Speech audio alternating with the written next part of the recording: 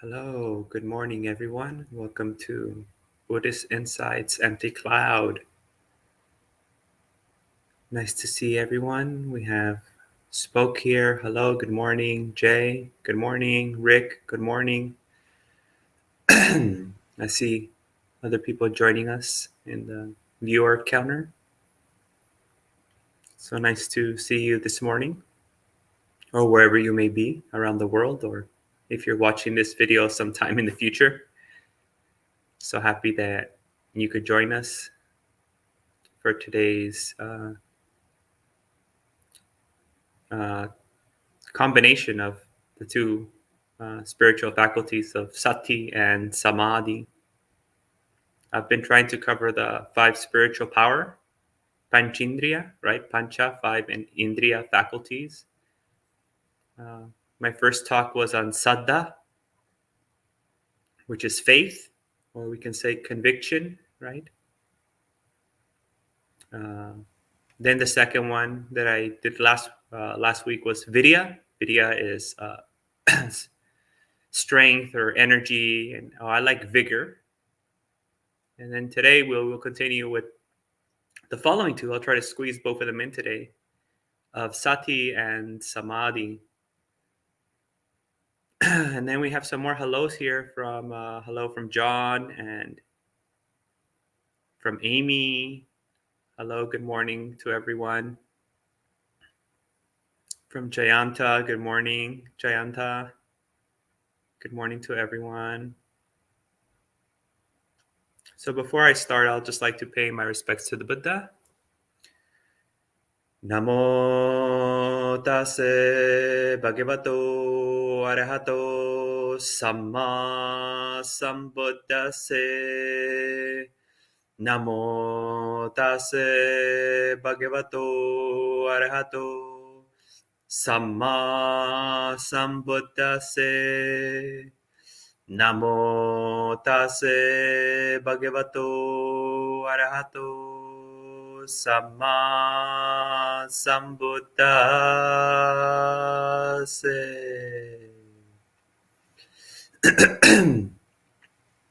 Okay, everyone. So I got a couple suttas that I want to share with you. Then I'll share with you some insights from some teachers, and then I'll kind of give my own little ideas about it, right? Hello, Shunya. So I'm going to be talking about Sati and a little bit about its application. But here, we're focusing on the faculty of Sati, right? Not so much on like how to practice it, although we're going to talk about a little, Sati will be presented within that context in one of the suttas. But we really want to think about Sati as like a mental state or just a state, right? Instead of like a practice. Because, it's very confusing nowadays when they use this word mindfulness. I'm not sure if they're referring to Sati, like the state of being mindful, right? Sati, of being aware, attentive. Sometimes mindfulness is used as a practice, like a verb, right? And there, I think they're meaning like satipatthana, like the practice of satipatthana, right? So yes, it's mindfulness is in English has become a very loose word. Like you don't know exactly what that means, right? What does mindfulness actually mean in English? And in my academic studies of of the all the research that's been done on these different, mostly on the intervention part, right? Like mindfulness-based interventions. It's very rare that anyone can agree on what actually mindfulness is, even if when they use like Buddhist-inspired quotes, like from or Buddhist adjacent or parallel quotes from like John Kabat-Zinn, they'll use his, but the way Sati is viewed or mindfulness is viewed within that context kind of separates from that. Or they'll say, well, in traditional Buddhism, this and that, they'll quote Bhikkhu Bodhi or something. But then the way they apply it is a little bit different, right? Sometimes it's used as just like when you're able to pay attention or like a clear state of mind, or sometimes it's used very externally, right? Like, noticing all the trees on your walk, right? and things like that. So I'm hoping to talk about sati within the context of the suttas, right? And specifically sati as a state, right? As a dhamma, like as a quality of the mind, and not so much as the practice of developing sati, although it's in there, But I want to focus just on for you to understand what sati by itself means, and then we'll move on also to samadhi. But fortunately enough, I believe that it's easier to understand what samadhi is. I think samadhi is very clear, very clearly understood, and there isn't that many misunderstandings about it within the Buddhist context.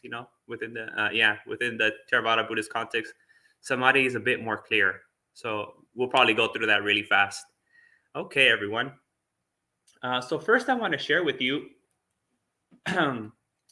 this sutta from the Samyutta Nikaya 47.3, called Bhikkhu Sutta, right? Bhikkhu Sutta, the Mendicant Sutta. And it's within the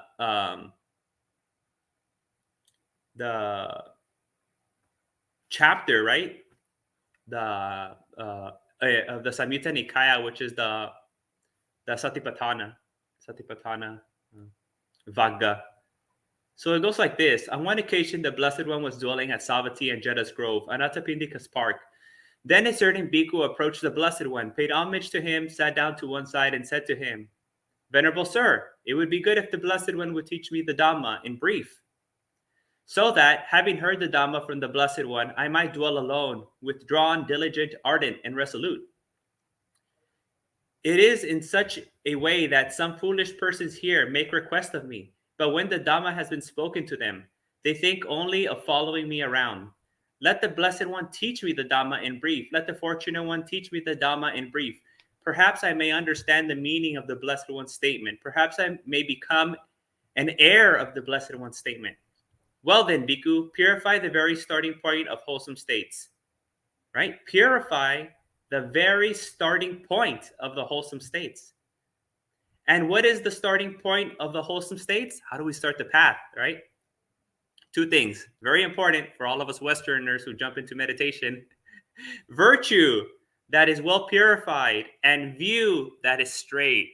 Oh, right. If you want to get to the developing, practice bhavana, right? Practice meditation. The development of sati, the development of practicing satipatthana, vipassana, all these other practices. How do we start this development of wholesome states? Virtue, our behavior, right? Sila, is well purified. I mean, we don't have to be perfect, but we're working on it. And the view that is straight, samadhi, very important. Good behavior, good view. So we're able to hold the practice in the proper context and proper container. So we're able to see properly what's going on in our practice instead of becoming more delusional in our practice, and misinterpreting what's happening in our practice, in our meditation, right? Just want to really focus on that. We can't forget on developing the proper foundations for the practice and understanding the Dhamma. And in order to understand even sati, right, we need to hold it within the context of having good behavior and right view. Then, bhikkhu, when your virtue is well purified and your view straight, based upon virtue, established upon virtue, you should develop the Chattari Satipatthana, right? The 4 establishments of sati in a threefold way. What for here? Bhikkhu, dwelling, contemplating the body in the body, internally, ardently, clearly comprehending, mindful, having removed covetousness, displeasure in regard to the world, dwell contemplating the body in the body, externally, ardent, clearly comprehending, mindful, having removed covetousness and displeasure in regard to the world, dwell contemplating the body in the body, internally and externally, ardent, clearly comprehending, mindful, having removed covetousness and displeasure in regard to the world, dwell contemplating feelings and feelings, internally, externally, and externally, ardent, clearly comprehending, mindful, having removed covetousness and displeasure in regard to the world, dwelling, contemplating mind in the mind, internally, externally, ardently, clearly comprehending, mindful, having removed covetousness and displeasure in regard to the world, dwell contemplating Dhammas and Dhammas, internally, externally, and externally. Are they clearly comprehending, mindful, having removed covetousness and displeasure in regard to the world? When, bhikkhu, based upon virtue, established upon virtue, you develop these four establishments of mindfulness or sati, awareness, thus in a threefold way, then whether night or day comes, you may expect only growth in wholesome states, not decline. Then that bhikkhu, having delighted and rejoiced in the Blessed One's statement, rose from his seat, and after paying homage to the Blessed One, he departed, keeping him on the right. Then, dwelling alone, withdrawn, diligent, ardent, and resolute, that bhikkhu, by realizing it for himself with direct knowledge, in this life entered and dwelt in the unsurpassable goal of the holy life, for the sake that which clansmen rightly go forth from the household life into homelessness. He directly knew, destroyed his birth. The holy life has been lived. What had to be done has been done. There is no more for this state of being. And that bhikkhu became one of the arahants. So once again, if you want to follow us at home, we just read the Samyutta Nikaya 47.3, because I know some people just joined. Yes, and Sunya says, yeah. So Samyutta Nikaya 47.3. So here we see, for the proper development, right, of the mental state, or just the state, right, or the mental quality of sati, we need to be able to have a good basis, a good foundation in virtue. Why?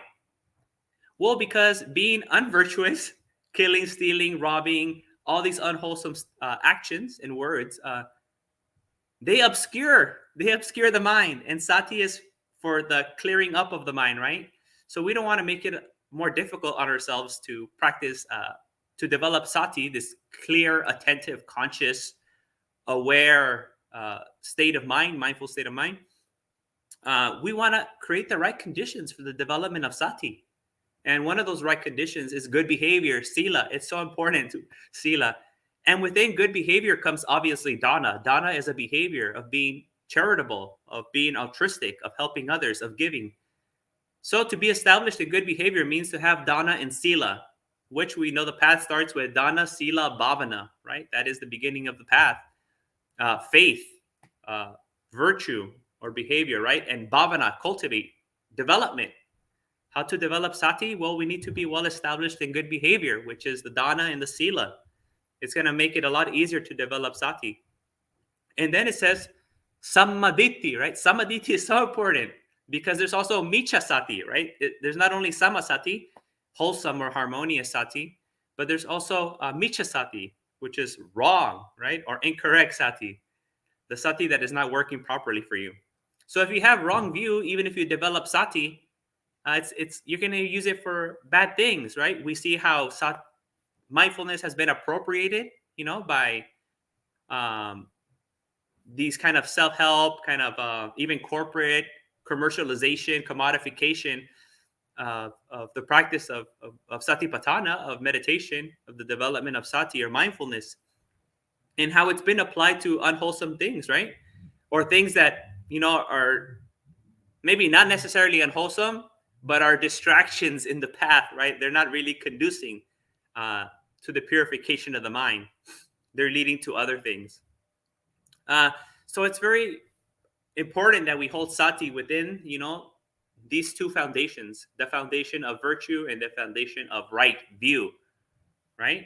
We look at the Noble Eightfold Path, it starts with right view, samadhi, right? Understanding it within this context, at least at a very minimum, having the understanding that one is developing sati to be able to better understand dukkha, to be able to eliminate the cause, right? Or the origination of our dukkha, which is tanha, to be able to practice the path, right? Which is the magga, the Noble Eightfold Path, and to be able to realize nibbana or nirodha, the supreme happiness, right? The highest happiness, freedom from suffering. So sati is this mental quality that supports us in, we could even say higher training. In the beginning we hear the Dhamma, right? We hear the Dhamma, we get inspired, we practice the Dhamma in our everyday lives by being charitable and by having good behavior. And then the higher training comes to the development of the mental faculties and wholesome states in the mind, right? Meditation. And there is where Sati really comes. Sati is this one, amazing mental factor that supports all of our other meditation practices, right? It's so important for the development of any kind of meditation or any kind of mental quality that we want to do. But even then, it needs these other two supports. It needs the harmonious perspective, the right view, right? The right lens, the right context. And it needs the actual, you need to live your life according to the Dhamma to be able to properly understand Sati and develop Sati, where it's Samasati and not Micha Sati. So now I want to share with you another sutta. This sutta is also from the same Vagga, right? So we're still on the Satipatthana chapter in the Samyutta Nikaya. This is Samyutta Nikaya 47.35. 47.35. And it's called, very simply, Sati Sutta, right? The discourse, the sutta on Sati. And it goes like this. At Savatthi bhikkhus, a bhikkhu should dwell mindful, clearly comprehending. This is our instructions to you. And how, bhikkhus, is a bhikkhu mindful or aware? How does one develop Sati? Here, bhikkhus, a bhikkhu dwells contemplating the body and the body, feelings and feelings, mind and mind, Dhamma and Dhamma, ardent, clearly comprehending, mindful, having removed covetousness and displeasure in regard to the world. It is in this way, bhikkhus, that a bhikkhu is mindful, aware, has Sati. And how, bhikkhus, does a bhikkhu exert his clear comprehension, right? Sampajana. Here, bhikkhus, for a bhikkhu, feelings are understood as they arise, understood as they remain, and understood as they pass away. Thoughts are understood as they arise, as they remain present, and as they pass. Perceptions are understood as they arise, as they remain present, and as they pass away. In this way, bhikkhus, that a bhikkhu exercises clear comprehension. Bhikkhus, a bhikkhu should dwell mindful and clearly comprehending. This is our instruction to you. So Sati, as we see virtually all the time when it comes within the practice, is always combined with Sampajanya. Sati Sampajanya, right? Awareness, right? Mindfulness or attentiveness combined with clear comprehension. So Sati works like as this very clear lens to see, right? It's this very clear lens to see. And then Sampajanya is a form of knowledge or understanding, right? Now that we see kind of a little bit clearly, we direct or we use this clear awareness, or as we'll see later, Bhikkhu Bodhi calls it lucid awareness, to be able to see the arising, right, of either body, feelings, mind, or dhammas, how it persists, and how they pass, right, how they fade away, right? We basically observe the transitory nature or instability of these 4 different dimensions, right, of experience, which is tactile sensations, we could say hedonic feelings, pleasant, unpleasant, or neutral. Mind, right here, mind, we mean like more complicated things like choices and emotions and affect and all these other kind of things, and memories, all these kind of other mental processes. And dhammas just meaning here just experiences, right? In very particular ones, noticing the 7 factors of awakening and the pancha nivaranas, the 5 hindrances, right? When we see this theme over and over and over again when it comes to dhammas. But that just dhammas here just means really like the qualities of mind, right? We're paying attention to the 7 wholesome qualities of mind and 7 unwholesome qualities of mind. So Sati, if you want to develop Sati, it needs to be conjoined. That's why we have Sati Sampajanya. It needs to come together, right? Sati by itself is not enough if you don't have this knowledge, this understanding. And I think many of you have heard me tell this story that Ajahn Brahm gives about a woman who's like going on vacation, and she has a guard at the house, right? And she tells the guard, I want you to be mindful of everything that happens when I'm gone, okay? So she leaves, she comes back, and she notices that the house has been robbed, right? Everything's missing, the door is wide open, and she tells the guard, didn't I tell you to be mindful? And the guard says, yes, ma'am, I was very mindful. I was mindful when the robbers came in. I was mindful when they picked up the jewelry. I was mindful when they walked out with it. I was mindful of the entire process. I didn't miss one beat, right? So mindfulness is not enough, He should have had this understanding. Oh, people are coming in and what they're doing is wrong. this is not a good thing. It's not good for her. It's not good for me. It's not good for them, right? There needs to be some level of understanding. That's what sampajana, like a clear comprehension of what's going on, and clearly comprehending that this is unwholesome, right? That my job is to not let these things happen. That's part of the understanding that I need of what's going on here. Not just to be like this video recorder that completely is able to recall everything that happened without understanding that it was wrong, right? So sati has to have this other act combined with sampajanya that clearly understands what's going on. And we're just not like a camera that's capturing everything perfectly, very vividly, and ultra HD 4K without any kind of like discernment or any kind of any knowledge, wisdom being applied to what we're seeing, right? We need to understand what's happening. It's not only good enough to just clearly see what's happening. Good. And now I want to share with you some words that Bhikkhu Bodhi wrote on this nice little article about sati.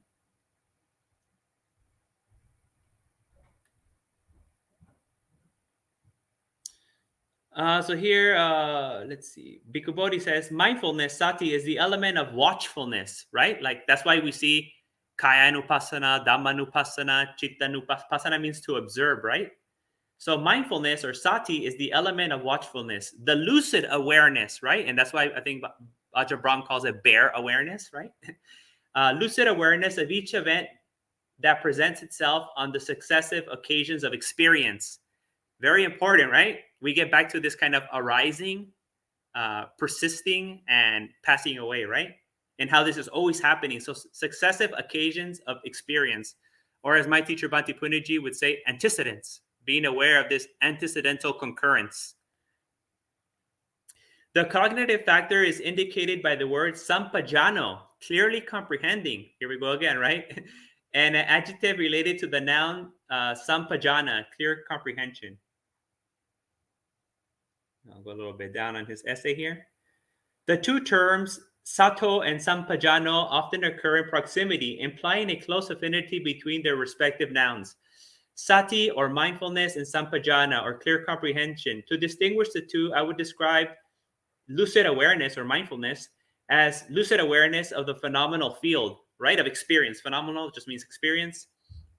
This element of lucid awareness prevails the initial stages of the practice. But with strengthening of mindfulness, clear comprehension supervenes and adds the cognitive element in the practice of insight meditation.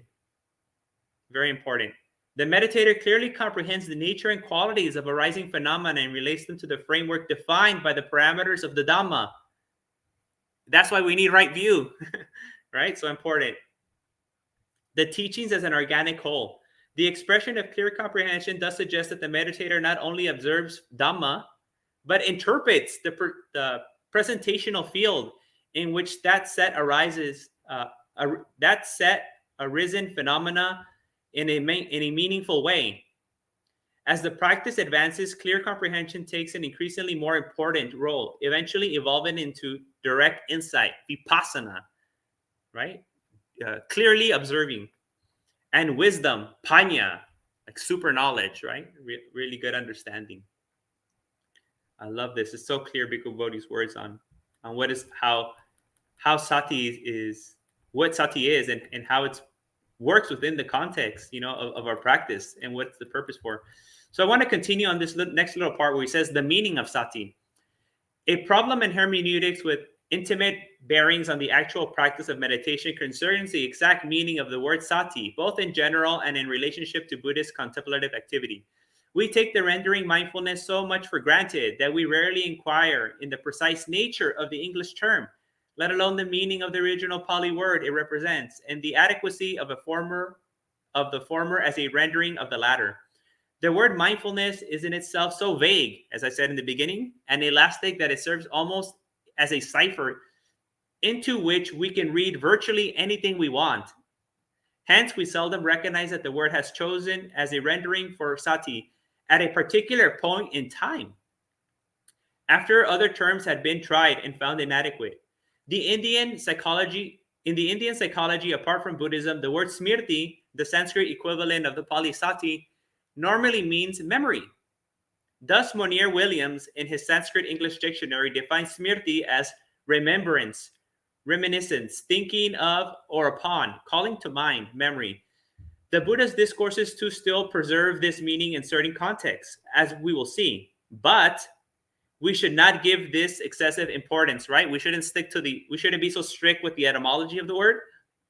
When devising a terminology that can convey the salient points and practices of his teachings, the Buddha inevitably had to draw on the vocabulary available to him.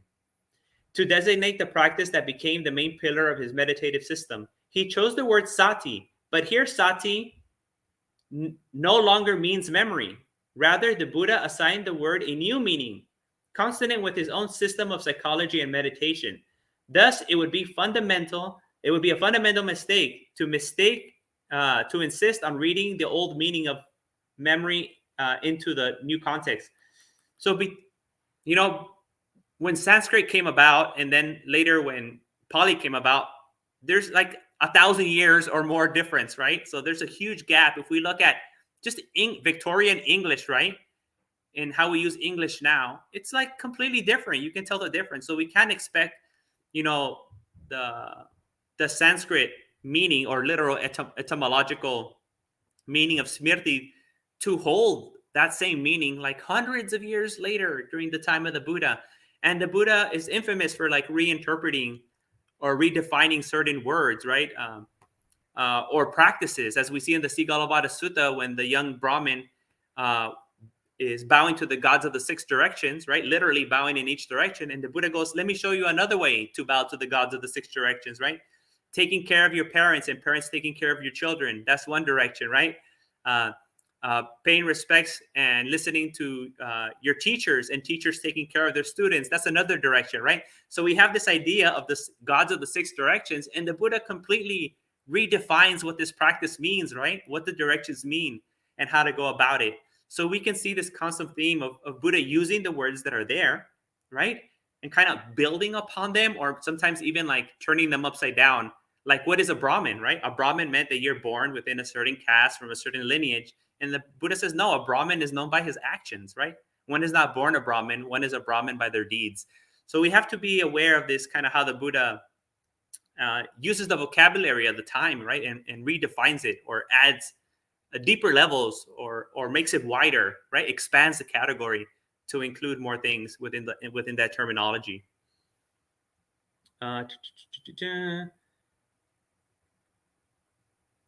And then Bhikkhu Bodhi continues, it would be a mistake, however, to try to determine how the word sati acquires its new application on the basis of the older meaning.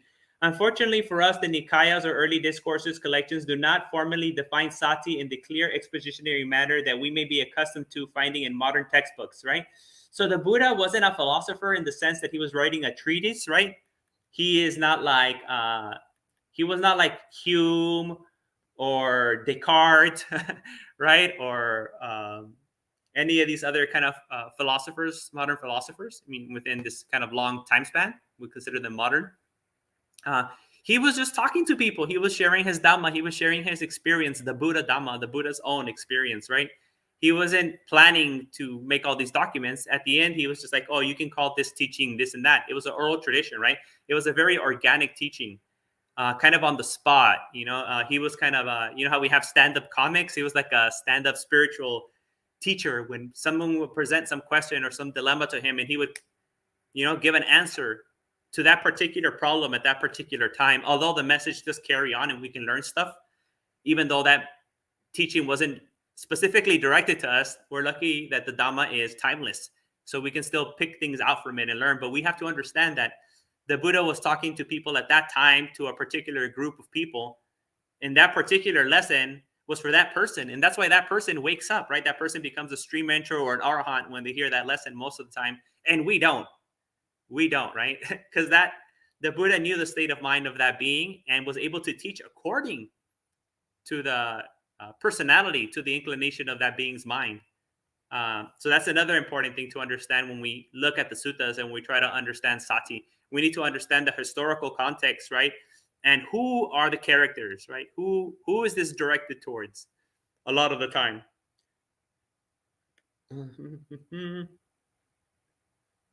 Okay. And I think we kind of get the gist of what Bhikkhu Bodhi is saying here about the practice of what is sati and how sati is understood and how it should not be understood, right? So sometimes we get a better understanding not only by saying what sati is, but by understanding what sati is not, right? And also the vagueness of how we nowadays use mindfulness. So, just out of pure necessity to be able to communicate to a bigger audience, I will just default to mindfulness, right? And that's the first kind of word that I learned for sati. But it's a very sloppy word, right? It's just kind of like an introductory course, just to kind of to know that we kind of like we're talking about the same thing, right? Like this is the center point. We're just going to talk about this kind of idea. But then usually, like in these kind of formats, or when I'm giving instructions, I hesitate using mindfulness, just because I think it's too sloppy. The etymology of the word is not really what we're looking for, although we shouldn't be, too literal about etymologies. But I, in my personal practice, haven't found it very useful, the word mindful, to be mindful of things. And also how it's kind of been co-opted, by the commercialization and commodification of the Dhamma, right? So I don't want to contribute to that field, I don't want to support that field and whatever they're doing of making profit off the Dhamma, or, appropriating it from like its traditional context, spiritual context, and also cultural context of Asian people. So I try to kind of stay away from that the best I can. But, it's so that word is just part of our culture now. And when you come into a certain teaching and you pick up that word, it kind of still lingers in there. So from time to time, you'll hear me use mindfulness, but I would really kind of like Bhikkhu Bodhi said, suggest that we try to move away from it and go beyond mindfulness, right? In that sense. And so lucid awareness, I like that one. Bare attention. My teacher would use just attention, right? Because it's already bare, it's already lucid. Attention is just attention. He would also use, Bhante Puniji would also use awareness, but awareness of the body, right? Awareness of something. It's always awareness of something else, right? So we can think about it that way. It's just not awareness in the general sense, because then you can confuse it with like, oh, are we talking about vijnana or chitta, or what are we talking about? No, it's like awareness of, right? Or awareness to something related to some object.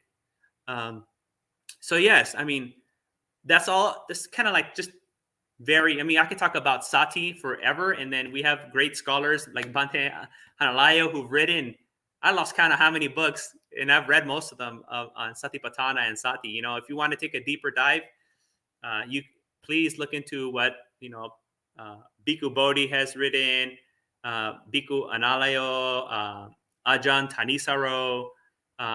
These are all great scholars where you can go in more detail, but I just kind of wanted to invite you to explore, our preconceptions of what we have. As Bhikkhu Bodhi said, mindfulness, we take it for granted what this word means without really understanding what it means. Not only that, but that word is not even really applicable to the way we use it in Buddhism. I, for myself, and after reading, like hundreds of articles on mindfulness-based interventions, like no one agrees on what it means. So it's basically useless. We're calling anything.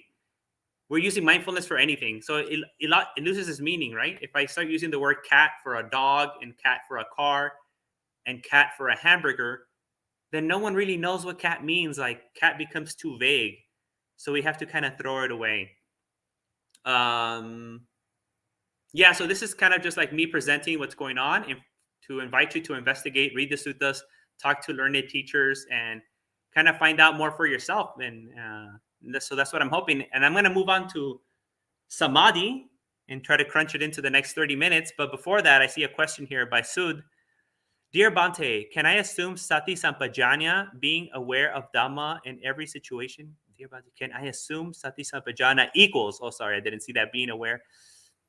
Yeah, so if we take Dhamma to mean like all Dhammas, all experiences, right? Not in the narrow sense of just like in the Dhammanupassana, then yes. Yes, of course.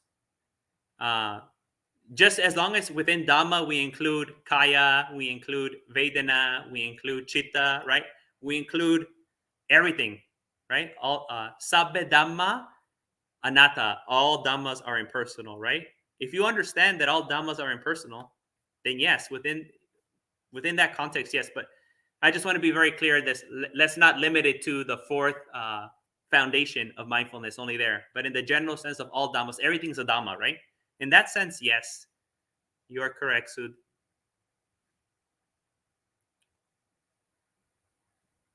Okay, so now I want to move on to the fourth spiritual faculty, which is the faculty of samadhi. So we started 2 weeks ago with Saddha. Last week we did Vidya. And today we just covered Sati. And now we will do Samadhi. What does Samadhi mean within the sutta context? Because Samadhi is a word that's shared by many Indian spiritual traditions, right? And even in modern days, new traditions have kind of taken on this word samadhi too. So we're going to be just focusing on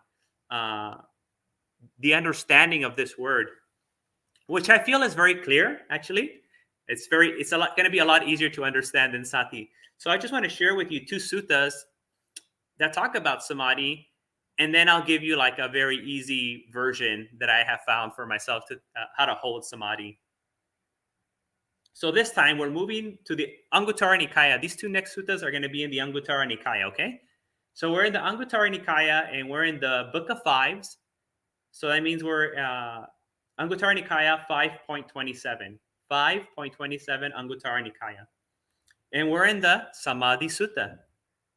And it says, bhikkhus, develop limitless immersion, right? Develop limitless samadhi.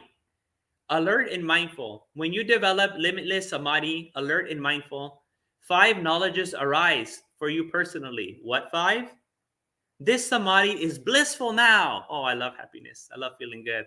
And results in bliss in the future. That's great news. It's pleasant now and pleasant in the future, right? This samadhi is noble and not of the flesh. Oh, right? It's non-sensual samadhi, right? It's not materialistic samadhi. It's not materialistic happiness. This samadhi is not cultivated by sinners. Oh, so to have samadhi, we need to have good behavior. That's great. I love, this kind of like ethical, moral tone to it. It's important. This samadhi is peaceful and sublime and tranquil and unified, not held in place by forceful suppression. It's not concentration. It's not concentration. We are not concentrating. We're not bearing down. We're not fighting, right? Samadhi is what? The Buddha says, peaceful. Oh, how nice. Sublime, tranquil, unified. Unified is one of my favorite words for samadhi. Samadhi, right? Some like complete, whole, unified, and di, which is like a state, right? So a unified state. I mindfully enter into and emerge from this samadhi, right? So through sati, we enter into samadhi, and we also come out of samadhi. So this is samadhi is not a trance, right? We're not like passing out or going into this kind of psychedelic trip. The thing that makes Buddhist samadhi very unique is that one is aware, right? All Buddhist meditation has the faculty of awareness. As long as one is aware, one is practicing samma sati, right? Samma vayama, samma samadhi. If someone blanks out, right, and you don't know what happened, then there's no sati. Then you're not practicing according to the Buddha's teaching. You need to be aware and clearly comprehend what's happening, right? What's going on in that meditation. If you're in some psychedelic trip and you're like, it's basically like a daydream, but it's like really cool or whatever, then also you don't have sati. You're not practicing the proper way. So one can tell, right? If one is practicing properly, if one has clear or lucid awareness, right? If one has a very attentive awareness of what's happening, right? And we see this in the sutta for Moggallana, Mahamoggallana, when he's practicing jhana, right? He has some confusion about it. And then the Buddha, helps him be more aware, have more sati in his practice of when he's entering jhana.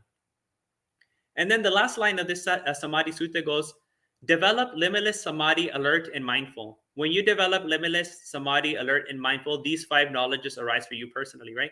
So there's 5 knowledges that you get from practicing Samma Samadhi, right? The first one is that it's happiness, it's blissful, right? It's rapturous. The second one is that it's noble, it's not sensual pleasure, right? It's not from the body, it's not from tasting, seeing, touching. It's away from that. It's independent of that, right? That's why it's blameless. That's why the Bodhisattva, right? After he went to Alara Kalama, Udaka Ramaputta, and he did the ascetic practices, which were popular at that time because of Mahavira and the practice of Jainism. He thought to himself, he remembered, I remember when I was a boy, I was meditating under the rose apple tree, and I fell into this, meditative experience called jhana, which was pleasant. Why am I scared of happiness, right? Why am I scared of bliss? Why am I scared of pleasure that is independent, that is non-sensual, right? Perhaps this is the way to awakening, right? So it's happiness, it's sukha. Sukha is the path to the end of dukkha, right? And I wish more, practitioners would understand the power of blameless sukha, right? That is independent of sensuality. The higher happiness, right? It's so important. Without higher happiness, I don't see how it's possible to reach any level of awakening, right? Because we're not concentrating, the Buddha says here, right? We're not bearing down on the mind. That's not what we're doing. The other knowledge is that one of wrong behavior, right? One who is a sinner, right? Cannot cultivate immersion, right? If you have hatred in your mind, if you have greed, if you have all these other unwholesome states of mind, the mind will not be able to become unified, right? So you won't be able to enter into samadhi. It'll become very obvious to you when you're in samadhi that samadhi is dependent on good behavior. And that samadhi is peaceful, sublime, tranquil, and unified, not held in place by forceful suppression. As I said, it's not fighting. We're not crunching down. One mindfully enters and emerges from samadhi. Samadhi has to have the factor of sati. Sati and samadhi have to be together. If there's no sati, there's no samadhi, right? Okay, and now one more sutta that I want to share with you, also in the Anguttara Nikaya, but now we're in the Book of Fours, right? This is Anguttara Nikaya 441. Bhikkhus, there are these 4 developments of samadhi. Which 4? There is a development of samadhi that when developed and pursued leads to a pleasant abiding in the here and now. There is a development of samadhi when developed and pursued leads to the attainment of knowledge and vision. There's the development of samadhi that when developed and pursued leads to sati and alertness. There is a development of samadhi that when developed and pursued leads to the ending of all the asavas, which is awakening. And what is the development of samadhi when developed and pursued leads to a pleasant abiding here and now? There is the case where a bhikkhu, quite secluded from sensuality, secluded from unskillful qualities, enters and remains in the first jhana. Rapture and bliss and pleasure born of seclusion, accompanied by direct knowledge and evaluation. With the stilling of direct thoughts and evaluation, right, with the calming of these thoughts, he enters and remains in the second jhana, rapture and pleasure born of concentration of samadhi, unification of awareness, free from direct thought and evaluation, vitaka vichara. Internal assurance. With the fading away of rapture, he remains equanimous, mindful and alert, and sense pleasures with the body. He enters and remains in the third jhana, of which the noble ones declare equanimous and mindful. He has a pleasant abiding with the abandoning of pleasure and pain, as with the earlier disappearance of elation and distress. He enters and remains in the fourth jhana, purity of equanimity and mindfulness, neither pleasure nor pain. This is the development of samadhi, that when he developed and pursued leads to pleasant abiding here and now. If you want to be happy here and now, right? You don't have to wait for heaven. You don't have to wait until you reach nibbana.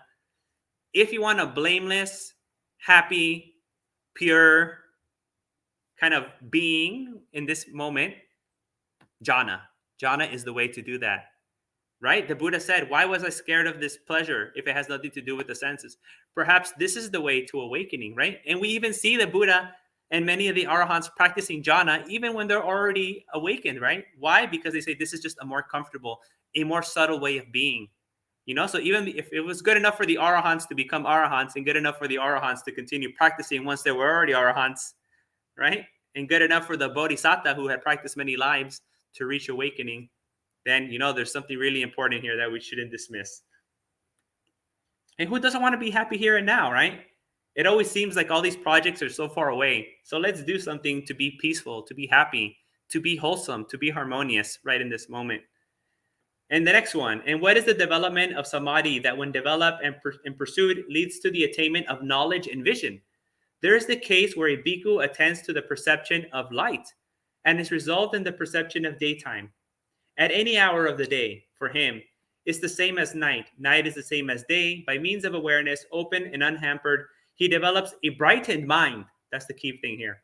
This is the development of samadhi that when developed and pursued leads to the attainment of knowledge and vision. So having a very clear, luminous mind, right? When we practice samadhi, it leads to this very clear, luminous mind. And that clear, luminous mind is able to what? Obtain knowledge and vision. So for those of us that do want to get insight, right? See more clearly, get the super seeing, the vipassana. Well, we need to develop a very luminous, clear, radiant mind to help us see things as they really are, as they arise and cease. And what is the development of samadhi that when developed and pursued leads to mindfulness and alertness? There is the case where feelings are known to the bhikkhu as they arise, as they persist, known as they subside. Perceptions are known to him as they arise, known as they persist, known as they subside. Thoughts are known to him as they arise, known as they persist, known as they subside. This is the development of samadhi that when developed and pursued leads to mindfulness and alertness, right? So using samadhi to what? To practice satipatthana, right? So we have samadhi, right, built into the practice of satipatthana, right? And it's not the usual four, kind of like we have usually kaya, vedana, chitta, and dhammas. But here we're presented with this practice of satipatthana in a different way, which is being aware of feelings, perceptions, and thoughts, right? These different kind of, we get this different formula, but it's basically the same thing, right? Using samadhi as a tool to be able to understand experience, to clearly understand, as Sud said, dhammas. Dhammas in the large sense of everything is a dhamma, right? To be able to clearly understand dhammas. Samadhi gives us a very clear mind, right? A luminous mind, as I said earlier, to be able to use sati, right? Sati sampajanya, and all these other mental qualities to be able to see things as they really are. And the final one, and what is the development of samadhi that when developed and pursued leads to the ending of the asavas? Super important. We're talking about awakening now, right?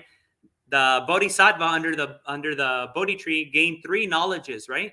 First, knowledge of his previous lives. In that life, I did this and was reborn according to my actions in the next life, right? In that life, I was like this. And in the next life, I was born like that. And he went and on countless births. And then he just, okay, I know how this works.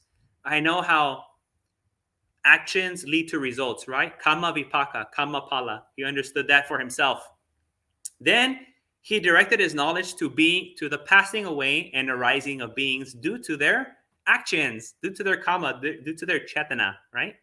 So he saw beings passing away right now, right? Throughout the universe, a being passing away and being reborn right away due to their actions, right? This person did this and they were reborn like that. That person did this and they were reborn like that. Oh, he understood even more deeply kamma and vipaka, right? Actions and results due to chetana, their intention. That's the important key to understand kamma.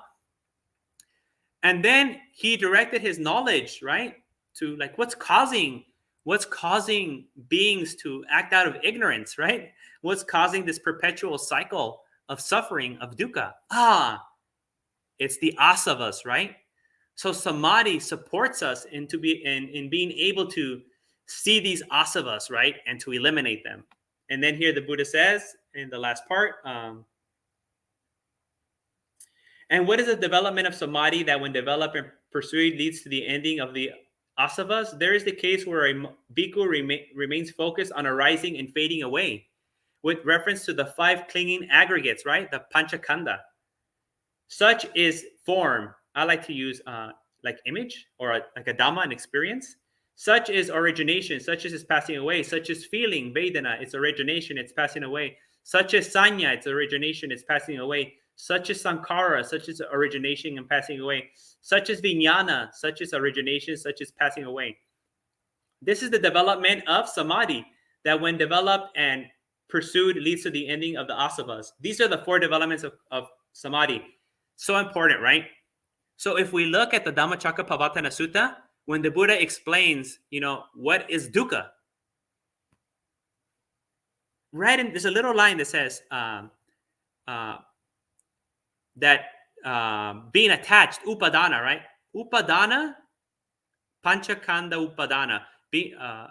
Panchakanda upadana. Being attached or clinging to, right? Or personalizing these 5 khandas is a way to understand the source of all of our suffering, right? So to be able to apply samadhi, right? To be able to see and understand the panchakhandas will free us from clinging. And this clinging is also tied in with the asavas, right? This clinging is due to the asavas. We personalize this due to the asavas. Kamasava, bhavasava, ditasava, like all the asavas, right? Sometimes it's 3, sometimes it's 4, depending on where you look at it. Ajivasava, right? Yeah, ignorance. So samadhi, we need samadhi for full awakening, right? Samadhi is part of the practice of jhana. Samadhi is part of the practice of satipatthana. Samadhi is necessary for full awakening, right? It's completely, we can't escape it. That's why we see it in the Noble Eightfold Path as the 8th factor on the Noble Eightfold Path, right? Sama Samadhi. And Sama Samadhi is always introduced as jhana, right? As jhana. Why jhana? Because jhana means that there is no unwholesome states in your mind. You have surpassed the pancha nivarana, right? The 5 hindrances. So in order to see things clearly, you have to remove all unwholesome states of mind. That means you're in samadhi, right? And in order to see clearly, the mind needs to be calm and still. It needs to be unified, which means you need samadhi. So there's no way you can get around it. Samadhi is there in every way possible. And then the sutta finishes like this. These are the 4 developments of samadhi. And what is the connection with this and that I stated in Punaka's question in the way as the far shore? He who has fathomed the far and near in the world, for whom there is nothing perturbing in the world, his vices evaporated, right? Undesiring, untroubled, at peace, he, I tell you, has crossed over birth and aging. So basically talking about how to get to full awakening, right? So samadhi, just to be brief, samadhi means unification, right? Or a completely pure state of mind where there is no more akusala dhammas. There's no unwholesome states of mind. There's no papa. There's no nivaranas. None of the bad things are there, right? It's all, they're all for the moment not present, right? That's what a samadhi means. And for me, I think about it like a state of mental equilibrium, a state of mental homeostasis, a state of unification, a state of wholesomeness, right? This is a state of stillness. The mind becomes very still. It's not shaking anymore because it's due to unwholesome states of mind that the mind is perturbed. It moves around. And that's why when we practice jhana, it's called Cetto Vimutti. Cetto Vimutti means that the mind is free. The mind is purified because it's no longer shaking. And then when you become an arahant, you have a permanent state of Cetto Vimutti, right? A permanent freedom or liberation or purification of mind, which is called Akupa Cetto Vimutti. Akupa means not shaking. It doesn't shake. Why? Because it no longer comes in and out of samadhi. It is always in samadhi. And that means that there's no more defilements. There's no more unwholesome states of mind. So the mind doesn't shake, right? So that's why stillness is also a very important way of understanding what samadhi is. And also jhana to some extent, right? Although in the first jhana, there's still, a little bit of shaking because of the thoughts, and in the other because of the extreme pleasure and comfortable. But it's a, more subtle state of shaking, very kind of fine-tuned shaking that's almost imperceivable, very close to stillness. Okay, so we're gonna get ready to wrap it up, and I do see a question here by Sud again. Dear Bhante, so it is that the real letting go of defilements happens in deep meditation samadhi, with sati being active at that time. How does intellectual understanding play? So you need intellectual understanding as the container for when you go into this, right? So even before you go into it, you should have the proper understanding, right? So that's why when we look at the suttas, so many, whether they're lay people or monks or nuns or whatever, they wake up through what? Through hearing. They're Savaka Buddhas, through listening, right? Savaka, the Arahants. They listen to the Dhamma, right? They have an understanding. And when they have this understanding, they're paying close attention, sati, right? The sati is there, the clear comprehension, sati sampajanya, and their mind becomes calm. Imagine if the Buddha is in front of you giving you the pure Dhamma. Your mind's going to become very calm. When you're listening to the Dhamma, there's no greed, there's no hatred, there's no delusion in your mind. Especially if you're in front of the Buddha, there's not going to be any of those things. You're going to be, whoa, my God, I'm so happy, you know? I get happy just thinking about the Buddha. So from that state of mind, right, with the understanding, with the calm mind, with the sati sampajanya, they become awakened. Even though they're not formally meditating, they have realized those same qualities that are available in meditation through listening, because they had the proper understanding, they had the clear comprehension and awareness of what's happening at that moment. Their mind subdued all the defilements, right, through this understanding and being in the presence of the Buddha. And from that point, they were able to penetrate reality and see what was happening in that moment. Just like with the story of Bahia Daruchirya, right? Where he goes through all the senses and he was able to understand seeing, tasting, touching, smelling, etc. Boom, right away. So yes, that's why we need samadhi first. Samadhi, good behavior. So when we go into meditation, that intellectual understanding is there. And that intellectual understanding doesn't have to be in form of words, right? It already kind of gets built into you. It's part of your software.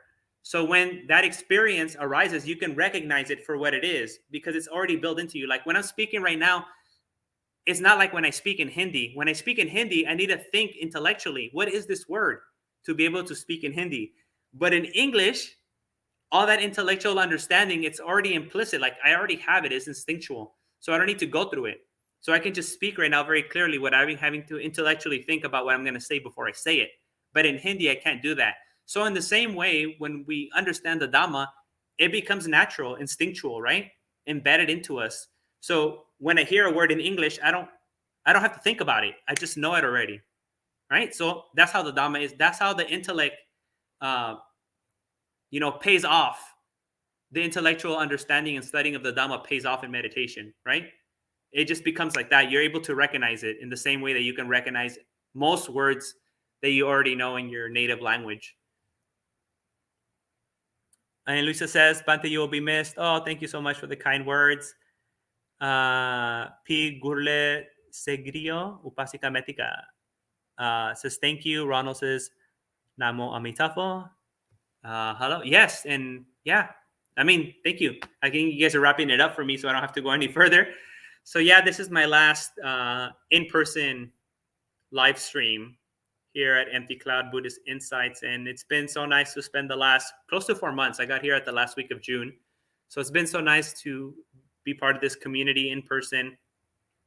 For the last 4 months, I would like to thank Bhante Sudaso, Ayasoma, and all the other monastics here, all the lay persons, the lay community, the lay sangha, that upasakas, dayukas that support in person the monastery, and all of you who support online too, right? All over the world, we have this international sangha, not only here international, but I mean all throughout the entire world and into the future, right? Who knows who's going to join our sangha in the future watching these videos, right? There's future sangha members that are probably not even born. So I would like to thank them too in the future for watching this, and I'd like to thank all of you. I'll be leaving on Friday afternoon. So if I don't see you, thank you so much for all your support. Make sure to like, share, and subscribe, comment on these videos for the benefit of other beings and for the benefit of future generations, right? So thank you so much. And until next time, may you be well, happy, comfortable, and peaceful. Suki Hotu. Bye-bye. See you soon.